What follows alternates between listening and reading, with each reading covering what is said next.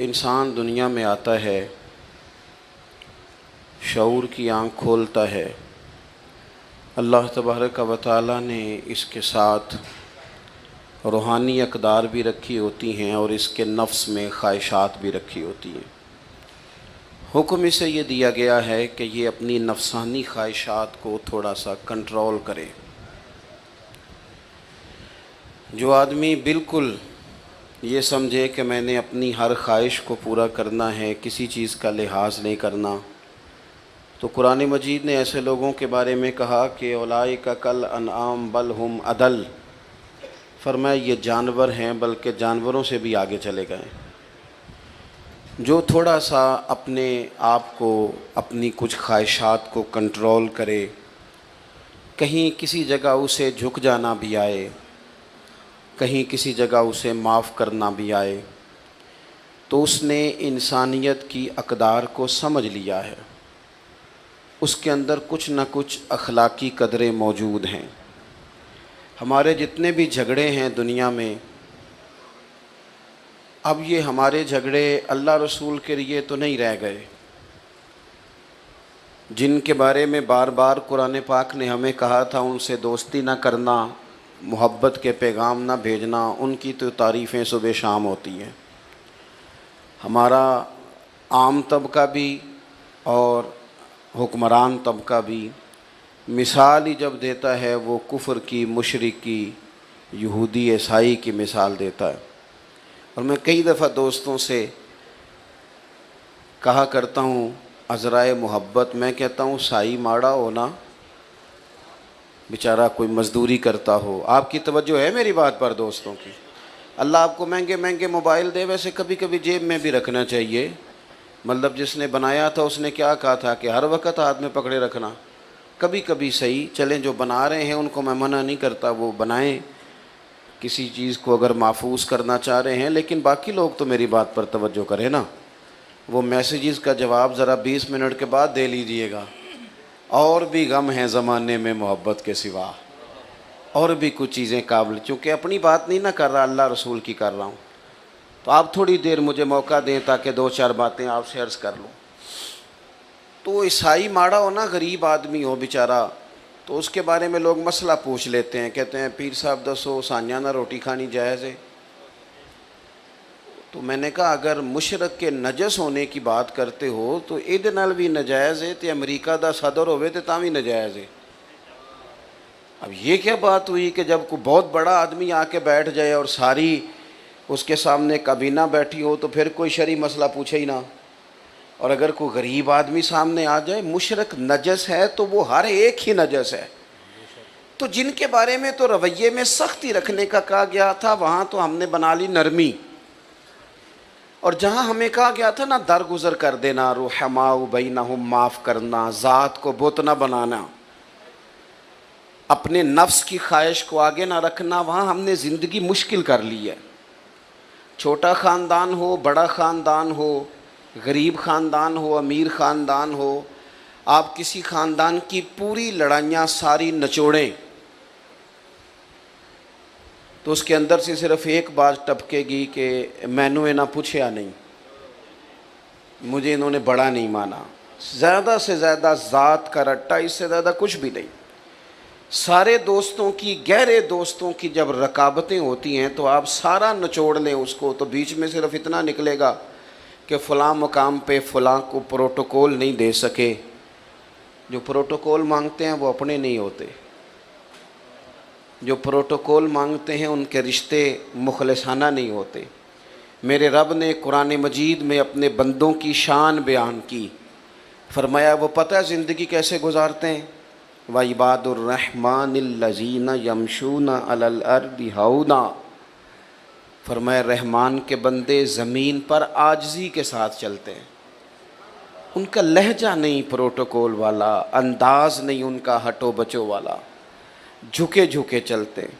और जितना फल ज़्यादा होता है उतना झुकाव भी ज़्यादा होता है। जितना बंदा बड़ा होता है उसमें आजिज़ी भी उतनी ज़्यादा होती है। जो आला ज़र्फ़ होते हैं वो हमेशा झुक के मिलते हैं, क्योंकि सुराही सर नगू होकर भरा करती है पैमाने।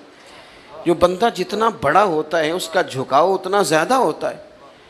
तो अगर उसकी गर्दन में सरिया ज़्यादा है तो इसका मतलब है बड़ा नहीं है, अभी इसको बड़ा होने में वक्त लगेगा। कुरान मजीद ने ज़िंदगी गुजारने का उसूल ये दिया कि तेरे लहजे में आजिज़ी हो, तेरा मिलना, गुफ्तगू करना, आना जाना, उसमें इनकिसार हो। और 2 जुमलों में मेरे नबी पाक अलैहिस्सलाम ने बात इतनी खोल दी कि सारी हकीकतें ही अंदर आ गईं। महबूब फरमाने लगे तू रब की रज़ा के लिए आजिज़ी कर। हुजूर फरमाते हैं, ये तिरमिज़ी में मौजूद है, फरमाया तू अल्लाह की रज़ा के लिए झुक जा, रब तुझे इज़्ज़तें अता फरमा देगा। इज़्ज़त इस बात में है कि तेरे अंदर झुकाव कितना ज़्यादा है। इज़्ज़त इस बात में, हमारे यहाँ बाज़ लोगों का ये ख्याल होता है कि इज़्ज़त शायद कपड़ों का नाम है या गाड़ियों का नाम है या बंगलों का नाम है। हालांकि मैंने अपनी छोटी सी ज़िंदगी में ये देखा है कि खरबपति भी बंदा हो ना, लेकिन अगर लोगों को शक पड़ जाए ना पैसा जायज़ नहीं, तो अपने लोग भी कह रहते हैं कि मुझे पता है कैसे आगे गया है। लेकिन बंदा खरा हो, सच्चा हो और छोटा सा अफसर हो, टूटी कुर्सी पे बैठता हो, तो बड़ा महंगा आदमी भी दरवाजे पे खड़ा होकर कहता है यार बंदा बड़ा खरा है, ना सिफारिश सुनता है ना रिश्वत लेता है। तो इसका मतलब है रोब कपड़ों का नहीं होता, रोब तो बंदे के किरदार का होता है। उसका किरदार, हज़रत सैयदना फ़ारूक आज़म रज़ी अल्लाह ताला अन्हु कैसरे रूम डरा करता था, रूमी सल्तनत कांपा करती थी। क्यों? हज़रत उमर का तो एक गनमैन भी नहीं था। असल बात क्या थी? उन्हें पता था कि मिजाज कुछ और है, तबीयत कुछ और है, अंदाज़ कुछ और है, और कोई ज़ाहिरी दब दबाव नहीं, बल्कि एक दिन बैठ के तमाम सहाबा ने मशवरा किया, कहा जनाब हद हो गई है। हज़रत अबू बकर सिद्दीक़ के ज़माने में तो इस्लाम पर गुर्बत थी, अब तो अल्लाह ने बड़ी वुसअत दे दी है, 50-50 हज़ार दिनार सहाबा को माले गनीमत में मिलते हैं और जनाब उमर को भी मिलते हैं। लेकिन अजीब बंदा है, घर से निकलता है, मस्जिद से निकलता है और घर जाने तक सारे बांट देता है। जनाब उमर से कहना है जनाब हुजूर ने फरमाया है कि अगर अल्लाह ताला वुसअत दे तो असर देखना पसंद भी करता है, अच्छे कपड़े पहनना तो कोई दीन की मुखालफत नहीं, लेकिन आपका वही कुर्ता फटा पुराना, तो कोई ऐसी बुरी बात नहीं, अच्छा लिबास पहनना दीन इसको पसंद करता है, तो आप कपड़े क्यों नहीं नए सिलवाते? बड़े बड़े वज़ीर मुशीर आते, हमारे बच्चे जब सियाने हो जाएं तो वो मशवरे भी देते हैं ना बड़ों को। मेरे एक जानने वाले हैं, तो मैं शादी पे जा रहा था, तो मेरे आगे आगे वो जा रहे थे, तो उन्होंने बच्चा उन्होंने मशवरा दे रहा सी, कह रहा सी अब्बा जी ए हुण शादी ते ना मिठे चौलों ते सालन पा के ना खाया जे बिस्ती हुंदी बंदे दी। तो वो मैं थोड़ा सा आगे गया, तो मैंने कहा पुत्र तू लेट हो गया, टाइम ना होंदा तो सारा टब्बर ही सियाना होना सी, तो ज़रा देर तुझे हो गई। भाई असल पे रहने दें, असल चीज़ जो होती है उसमें तकल्लुफ़ नहीं होता, असल में तकल्लुफ़ नहीं होता। और जब आप कुछ चीज़ें मुलम्मा साजी करके लेते हैं, मुलम्मा साजी, हमारे एक बुजुर्ग हैं वो फरमाते हैं, कहते हैं जदों दे मुंडिया मैनू काटन वाले कपड़े पवाए ने, मैं तो ब्याह ते कदे रज के रोटी नहीं खाधी, इन्होंने तो मेरे ऊपर बोझ डाल दिया है, तकल्लुफ़ पैदा कर दिया ज़िंदगी में। हज़रत उमर से कहा जनाब, सब सहाबा ने बैठ के मशवरा किया कि फ़ारूक आज़म से कहना है कुर्ता नया सिलवाएं, कुर्बान जाएं। सादी ज़िंदगी किसी पर बोझ नहीं बनती। जो लोग उठ के आ जाते हैं ना अपने काम से, उनको शौक़ नहीं होता फ़ोटो का, वो पीछे बैठ के भी गुजारा कर लेते हैं। मेरे जैसे लोग जिन्हें मसला बन जाता है वीडियो में आने का, उनको तो सजना संवरना होता है। हज़रत उमर से कहना है कुर्ता बदलने, पैसे किसको बुरे लगते हैं? अच्छा जी कहना तो है, पर वो शेर तो बताओ जो उमर से बात करेगा। तो हज़रत अबू दरदा कहने लगे एक बंदा है ना जिनकी बात उमर मान लेते हैं। कहा वो कौन? कहने लगे मौला अली शेर खुदा। हज़रत अली की खिदमत में अर्ज़ की हुजूर बड़े बड़े वज़ीर आते हैं, वही पुराना कुर्ता, आप कहें ना सैयदना उमर से कुर्ता नया ले लें। तो हज़रत अली कहने लगे मैं जो कहूँ वो मानते हैं, पर मैंने ना हुजूर की बारगाह में जो सबक पढ़ा है वो उमर के साथ बैठ के पढ़ा है। जो मैं जानता हूँ वो तुम नहीं जानते। बात भी तुम्हारी ठीक है, मैं कहूँगा तो उमर मान भी लेंगे, पर ये वाली बात मैंने भी उमर से कोई नहीं करनी। कहा फिर आप बताएं। आप सुने, अल्लाह जज़ा दे। आप कहा फिर आप बताएं कैसे कहें? तो हज़रत अली कहने लगे हज़रत आयशा सिद्दीक़ा से कहो, वो माँ है मोमिनों की। हज़रत उमर जल्दी मान जाएंगे। हज़रत आयशा को सारी बात सुनाई, पैगाम दिया। जनाब उमर दौड़े आए, अम्मा जी मेरे लिए कोई हुक्म? सैयद आयशा कहने लगी देखें, इस्लाम में बेहतरीन गुंजाइश भी है और अल्लाह ने वुसअत भी कर दिया, तो नया कुर्ता पहनने में हर्ज क्या है? आपका बेटा पहनता है, बाकी सहाबा लेते हैं, तो आपका वही पेबंद लगा कुर्ता, उसी से खुतबा देते हैं। ईद पढ़ाने जाते हैं तो नंगे पैर चले जाते हैं और रास्ते में बच्चों को खड़ा कर कर के कहते हैं दुआ करना रब उमर को माफ़ कर दे। खड़ा कर कर के कहते हैं वली मन खाफा मकाम रब्बिही जन्नतान। तो नए कुर्ते में हरज क्या है? तो हज़रत उमर कहने लगे अम्मा जी कोई हर्ज नहीं, मेरे पास गुंजाइश भी है, आपका हुक्म आ गया, मैं शाम को ले लूँगा नया कुर्ता, पर एक बात कर लूँ? कहा आप कर लें। तो हज़रत उमर रो पड़े, फरमाने लगे ये जो कुर्ता पहना है ना, हुजूर के सामने भी इसी कुर्ते में जाया करता था। अबू बकर सिद्दीक जब मुझे मशवरे के लिए बुलाते थे ना, तो इसी तरह हम लोग बस असी किसी दे कुछ नहीं जे लगदे, ना कोई साडा दर्दी, इसी तरह बस बातें होती थीं। और अम्मा जी अभी ना मेरे पूरे मुल्क में गुर्बत ख़त्म नहीं हुई, अभी सब को नए कुर्ते नहीं मिले, हुक्म का मैं पाबंद हूँ, शाम को ले लूँगा, लेकिन अगर मुझे इजाज़त दे दी जाए कि मैं उसी तरह रहूँ जो मुझे हुजूर ने जिस जगह छोड़ा था, तो मेरी ज़रा दिल को तसल्ली होगी। मैं तकल्लुफ़ात वाली ज़िंदगी इख्तियार नहीं करना चाहता। हज़रत आयशा ने सुना तो चुप कर गईं। जनाब उमर कहते हैं देर के बाद अगर आवाज़ आई तो बस उनके रोने की आई। फरमाने लगी जो सहाबा ने कहा था वो भी ठीक है, पर उमर जो आप कह रहे हैं वो तो बिल्कुल ही ठीक है। दोस्तों उलझाओ नहीं, झगड़ा नहीं, ज़ात का प्रोटोकॉल नहीं, खुदारा मुसीबत बन जाती है ससुर को जब दामाद का फ़ोन आता है कि मैं आ रहा हूँ। मैं उन गरीबों को भी जानता हूँ जो उधार कर्जा लेके प्रोटोकॉल का बंदोबस्त करते हैं। हमारी तबीयतें लोगों के लिए मुसीबत बन गई हैं, हमारा मिजाज हावी हो गया है।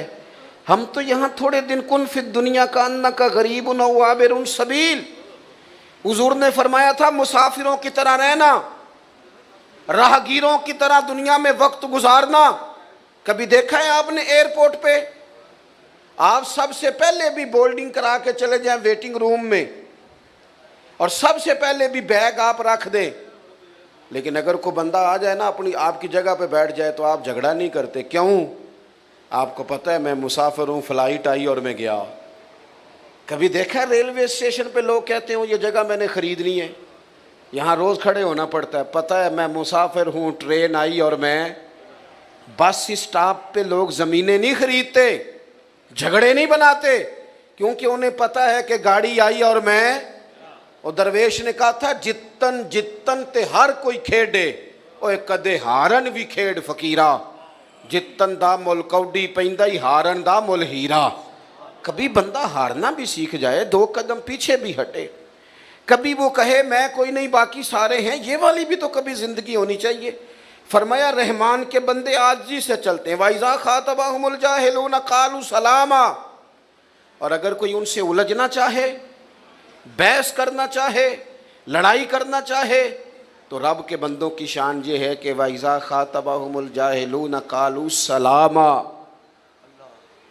अगर जाहिल उनसे झगड़ा करें तो वो सलाम करके गुजर जाते हैं। हर बंदे से उलझ जाना, हर बंदे से ही बहस करना, हर जगह ही अपना मिजाज इस तरह का बना लेना कि जो मैं कहता हूँ वही कबूल करो हर जगह। वो आरफ रूमी फरमाते हैं एक दिन ना मिसाल देते हैं समझाने के लिए। कहते हैं एक दिन गधे और घोड़े की बहस हो गई थी। किसकी जी? घोड़ा कहता था आसमान का रंग नीला है, गधा कहता था नहीं काला है। कई घंटे बहस होती रही, बिल आखिर रिज़ल्ट ये निकला कि शेर के पास फैसला ले जाते हैं, जंगल का बादशाह है। शेर के पास फैसला गया तो घोड़े ने जाते ही पूछा बादशाह सलामत, आसमान का रंग क्या है? उसने कहा भाई तो साफ सी बात है नीला रंग है। तो कहने लगे मैं कहता हूँ नीला है और ये गधा कहता है काला है, और सुबह से मेरे साथ बहस कर रहा है। कहने लगे कितने घंटे बहस हुई? उन्होंने कहा जी सारा दिन होती रही। तो शेर कहने लगा घोड़े की बात भी दुरुस्त है और घोड़े को उम्र कैद की सज़ा भी है। घोड़ा कहने लगा बात भी मेरी ठीक है और मुझे उम्र कैद की सज़ा माना। कहने लगा बात इस बात पर सज़ा नहीं कि तुम्हारी बात गलत है या ठीक है, सज़ा इस बात पे है कि तुमने गधे से ही बहस शुरू कर दी है। मेरा दिमाग नहीं काम करता, किससे बहस कर रहे हो तुम, किससे? और जिस मुल्क में मैं और आप रहते हैं यहाँ तो लोगों को जो काम आता है वो बहस करने का है। हमारे चूँकि चैनल ज़्यादा हैं, खबरें थोड़ी हैं, तो 4 लोग रात को मुख्तलिफ़ पार्टियों के बिठाए जाते हैं ताकि कौम को पूरी तरह तकसीम किया जाए। पूरी तरह 4 मुख्तलिफ लोगों की राय लो, जितना झगड़ा ज़्यादा होगा उतना प्रोग्राम ज़्यादा देखा जाएगा, ताकि कौम ज़्यादा से ज़्यादा तकसीम हो, उलझाव हो। हर जगह बहस होगी, कोई एक बयानिया तो हो जाना चाहिए एक जैसा, हर जगह बहस। निकल आएँ, उलझाव ना ज़िंदगी में पैदा करें। इतनी टांगें नहीं हमें फैलानी चाहिए कि जाती दफ़ा बंदा इकट्ठी करना चाहे तो फिर उससे इकट्ठी ना हो सके। इतने झगड़े बंदा कर ले ज़िंदगी में कि वो जाती दफ़ा माफ़ियाँ भी लेना चाहे तो उसे माफ़ियाँ भी मुयस्सर कहाँ कहाँ जाए माफ़ियाँ लेने। कुछ थोड़ा सा ना इंसान को कहीं दरगुजर कहीं छोड़ देनी चाहिए बहस। हज़रत उमर बिन अब्दुल अज़ीज़ बादशाह थे, और आजकल तो जमहूरी हुक्मरान होते हैं ना, 4 टांगें कुर्सी की होती हैं तो एक ना एक कामती रहती है। लेकिन वो लोग मुतलक़ उल ऐनान होते थे, बादशाहत थी उनके, इताअत के हलफ होते थे। इतना बड़ा आदमी बाहर रात को निकले हुए हैं सैर के लिए, 2 सिपाही भी साथ हैं। तो एक आदमी ना खेतों को पानी लगाया तो रास्ते में ही सो गया है। सो जाते थे हमारे पुराने बुज़ुर्ग देहातों के ना, वो खेत में ही सो जाते थे। तो हज़रत रात को लोगों की खबरगिरी को निकले। हज़रत उमर बिन अब्दुल अज़ीज़ 39 साल उम्र पाई है इन्होंने। 10 सिपारे भी रोज़ पढ़ते थे कुरान पाक के, 2-3 हज़ार बार दुरूद शरीफ भी पढ़ते थे, 5 सिपारे कुरान पाक रोज़ पढ़ते थे, 10,000 तक दुरूद शरीफ जाता था। कौम का ख्याल भी रखते थे और ख़जाने से तनख्वाह नहीं लेते थे, टोपियाँ सी के गुजारा करते थे। उम्र कितनी पाई? 39 साल। हमारा 30 साल का बच्चा भी कोई इरादा ही नहीं करता करना क्या है। 40 पूरे नहीं हुए दुनिया भी छोड़ गए। हम तो प्रोग्राम ही नहीं बनाते, सारी ज़िंदगी आमदाम बरसरे मतलब गुजर रहे थे। तो उस ज़माने में लोग लकड़ी के जूते पहनते थे, बुज़ुर्ग सोए हुए थे। हज़रत उमर बिन अब्दुल अज़ीज़ का पैर बाबा जी के पैर पे आ गया। जब अचानक टक्कर होती है तो एक मखसूस जुमला सारी दुनिया ही बोलती है कि अंधे हो, सब यही लफ्ज़ बोलते हैं। तो उस बुज़ुर्ग ने भी यही जुमले के कहा, हल अंतुमुल आमा, क्या आप अंधे हैं? अब किसी जगह पे अगर आपने उलझाव पैदा करना है कि वो मुझे कह दिया, मेरा तू मैनू जानता ही नहीं, तेनू मेरा पता ही नहीं, तू पिंडों आके पुछी सड़क तो तेनू बंदा घर छड़ के आएगा। ओ पईयां देश दियां कबरां जिन्हां ते फुल पे, उधरों कोई भी नहीं आमदा ते इधरों लखां गए। कहा जनाब पैर पे पैर आया तो आप अंधे हैं। अब यहाँ तो बंदा जनाब अड़ जाए कि मुझे कह दिया, और यहाँ फिर माफ़ कर जाए। हज़रत उमर बिन अब्दुल अज़ीज़ बस यही मौका होता है, फ़ौरन हंस पड़े और हंस के कहने लगे नहीं मुझे नज़र आता है। बस सवाल का जवाब हो गया। वो जो केतली होती है वो चाय से हमेशा ज़्यादा गर्म होती है।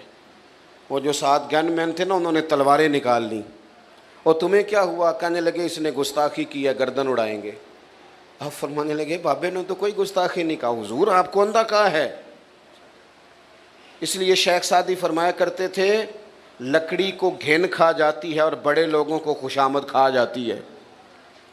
खुशामदियों से कभी मशवरा नहीं लेना चाहिए, गैर जानिबदार आदमी से राय ले। हज़रत उमर बिन अब्दुल अज़ीज़ से कहने लगा आप अंधे हैं? तो फरमाया नहीं नज़र आता है। वो जो 7 गनमैन थे कहने लगे हुजूर इसने गुस्ताखी की है, इसको कत्ल करना है। तो हज़रत उमर बिन अब्दुल अज़ीज़ फरमाने लगे बाबा तुमसे बातें कर रहा था मुझसे कर रहा था? कहा हुजूर बातें तो आपसे ही हो रही। तो फरमाने लगे नादानो, उन्होंने तो एक सवाल पूछा है कि आप अंधे तो नहीं, तो मैंने जवाब दे दिया नहीं मुझे नज़र आता है, इसमें लड़ाई वाली कौन सी बात है, तो बात ख़त्म हो गई। तो ज़िंदगी में उलझाव नहीं पैदा करना। और आखिरी बात ये कि वल्लज़ीन यबीतून लिरब्बिहिम सुज्जदम व क़यामा, दिन इस तरह गुजारें कि आजिज़ी से, और रब कहते हैं रात मेरे बंदों की सजदे में गुज़रती है या क़याम में गुज़रती है। डिप्रेशन के, टेंशन के, ज़हनी दबाव के मरीज़ तेज़ी से बढ़ रहे हैं मुल्क में, और बड़े बड़े महंगे जाके वो मोटिवेशनल स्पीकर से सबक पढ़ते हैं। वो कहता है मुराकबा करो, ये करो, वो करो। इस्लाम सबक देता है कि थोड़ी देर रात मुसल्ले पे बैठो। और मेरे नबी पाक अलैहिस्सलाम ने फरमाया अपने दुख दुनियादारों को ना बताना, तुम्हें रुसवा कर देंगे। सेठों नवाबों को ना बताना, परेशान हो जाओगे। फरमाया अपने दुख अपने रब को बताना, जल्दी करे या देर से करे अल्लाह तुम्हें सब लोगों से बेनियाज कर देगा। जिस तरह आपके मोबाइल को चार्जर की ज़रूरत है, इसी तरह रूह और दिल को मुसल्ले की ज़रूरत है। अपनी इबादत में कभी कमी ना करें। ये बंद करके मोबाइल 5 मिनट बैठे, लंबी लंबी दुआएं मांगे। काफिर सारी रात बदर की सफ़ें सीधी कराते रहे और अल्लाह के रसूल सारी रात मुसल्ले पे बैठे रहे। सारी रात हुजूर ने दुआ मांगी। हज़रत सिद्दीक़ कहते हैं सारी रात रब को मनाया। तो सुबह फिर पैगाम आ गया, वलक़द नसरकुमुल्लाहु बिबदरिन वअंतुम, फरमाया ये जो तुम्हें कामयाबी मिली है ये रब की मदद की वजह से मिली है। जाए तो सारी चीज़ें ठीक हो जाती हैं, और अगर मदद इलाही न हो तो इंसान पीछे रह जाता है। अल्लाह ताला हम सबको अमल की तौफीक अता फरमाए। आखिर दावाया अनिल हम्दुलिल्लाहि रब्बिल आलमीन।